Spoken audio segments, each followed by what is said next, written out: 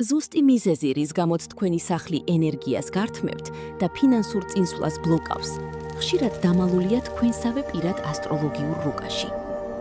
საქართველოში, სადაც უმეტესად სტანდარტულ, საბჭოთა პერიოდის ან თანამედროვე ასიმეტრიულ ბინებში გვიწევს ცხოვრება, ვასტუ შასტრას მშრალი და უნივერსალური წესები უბრალოდ არ მუშაობს. სივრცის ჰარმონიზაციის ყველაზე მძლავრი იარაღი ახლა ინდივიდუალური ვასტუა. თქვენი სახლის თითოეულ ზონას კონკრეტული პლანეტა მართავს.